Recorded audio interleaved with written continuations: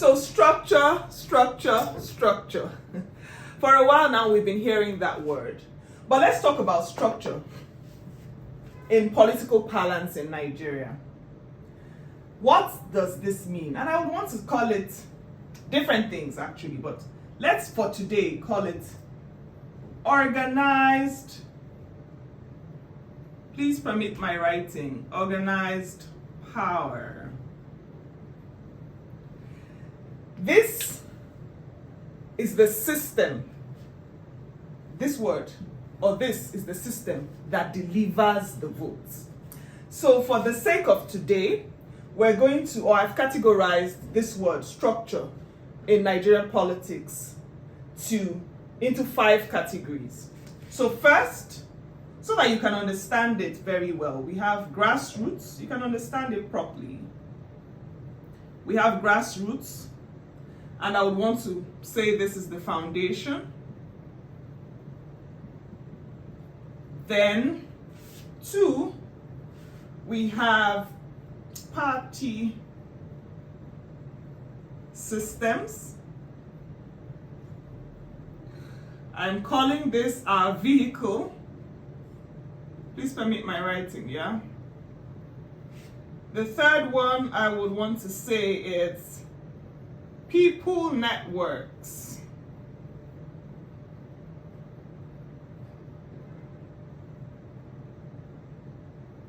Let's call this mobilization. The fourth one, let's say influence.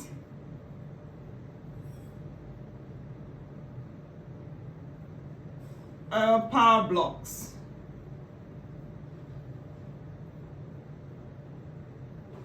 Let's call this leverage. Please permit my writing. And then the 5th one, resources. And I would want to call this the fuel. So for every time you hear structure, especially in politics in Nigeria, your mind should come to these 5 things. I already said structure is organized power. It is the system that delivers the votes. So grassroots, let's start with number 1. Grassroots, this is where you have the polling units, the wards. Let me say we have over 176,000 polling units in Nigeria. If you don't have people there, you don't have structure. Let's come to the party system. So that's where you have your political parties, the states, the local governments, the wards, the booths. To win an election, you must win at the party level, right?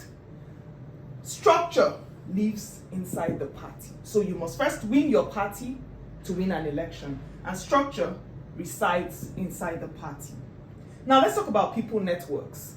This is where you have the community influencers, you have your market leaders, you have your youth leaders, you have all those groups. And what they do, they mobilize the real votes and the majority of the votes. And we can all agree that those votes are largely not on social media. Then we have the influence and power blocks or power blocks. So here we have like religious organizations or religious institutions. The power blocks, you may not want to agree with it, but there you have like the godfathers. These people bring access. So, the influence, the religious institutions like I have mentioned, they shape beliefs, they shape perception.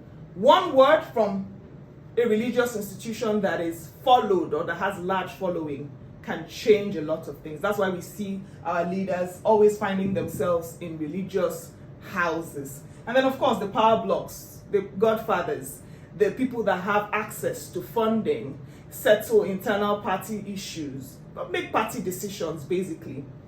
They're there.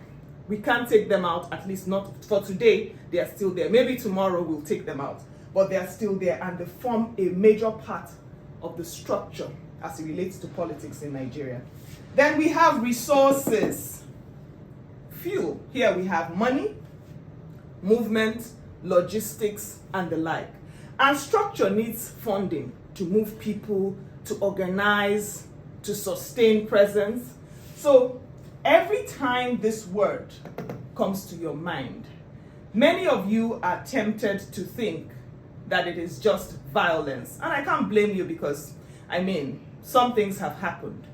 But structure is not violence. Structure is preparation, organization, and presence. Think of all these things every time you are tempted to say there is structure or there is no structure. This is what makes it, or these are some of the things, the major things that make up structure. Now let me say this. I said it yesterday and I'm saying it again today. You can be loved, very much loved, and still lose. But if you have structure, you will always compete. We already know that the elections are not won on social media. They are won at the polling unit. And that is where structure shows up. Have a good evening.